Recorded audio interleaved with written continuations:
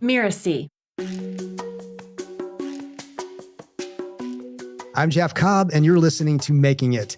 I run a business called Govertsen, where we help organizations and individuals in the learning business increase their reach, revenue, and impact.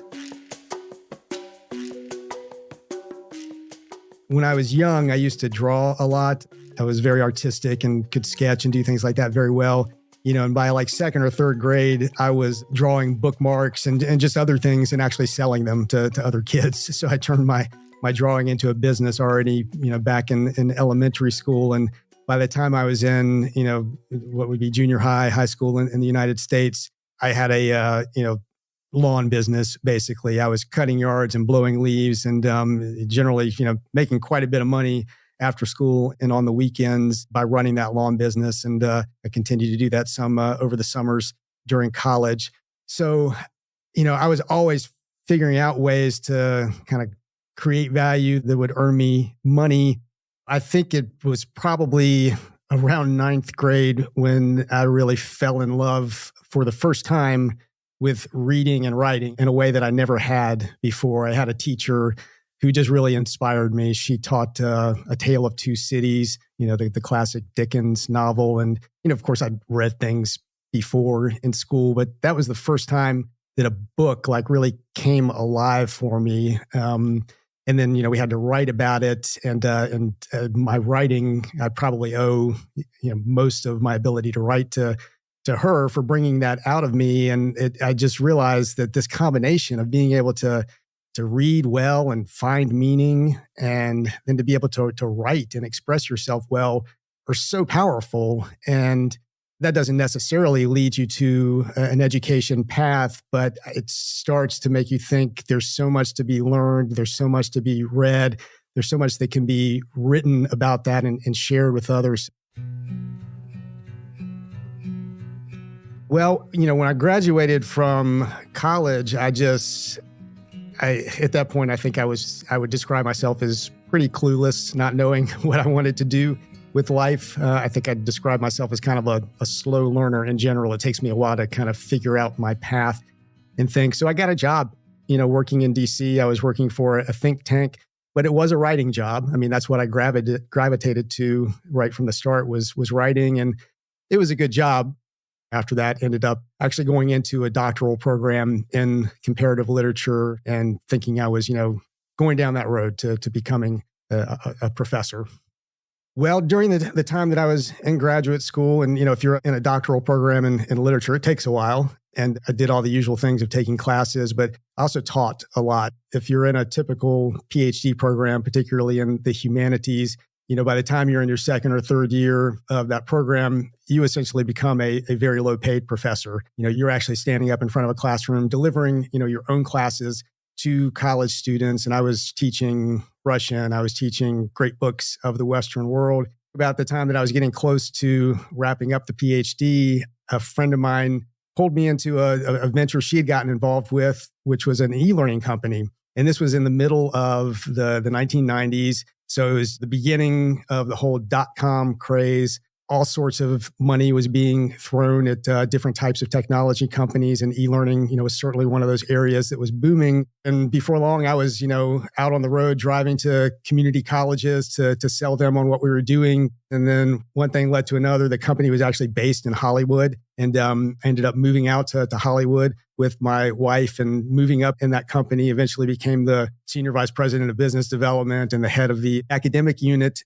It didn't turn out well in the end, but I learned a huge amount, and was able to make enough money at it that I left there before everything imploded and started my own first company. Back in the day when I was working with the company in Hollywood, we'd spend $500,000, putting together a really high quality video driven course, and we had all sorts of complications around delivering it and that sort of thing. And now you could, get a free platform, or maybe pay $50 or $100 a month if you wanted to get fancy. You could shoot videos with your phone. You could put them onto Google Drive or onto YouTube or wherever to host them. And suddenly, if you've got any sort of expertise, you're able to get that out to the world. And I noted this in the book, and sort of in passing, that I was seeing this happen And then, I did a blog, a website related to the book, because that's just sort of the type of thing you do if you're publishing a book, and didn't think much about it. But I happened to do a post at one point. It was kind of a roundup of all of these different new platforms I was seeing come out, like, Thinkific and Teachable and Udemy and all these others. And I just wrote up, my thoughts on each of these and posted that just like I post anything on a website. And I woke up one day, probably in, 2014 or whenever it was, and there were like 10,000 hits on that page. And I was like, oh boy, there's something going on here. And I realized, wow, there's a group of people out there who are hungry for knowledge around these types of platforms, around the sort of entrepreneurial opportunities that are there with online courses, but also with, membership sites and live streaming and, communities and all of the things that you can do online. And so that's what we started focusing on with learningrevolution.net. And that became a whole new line of business for Tagoras.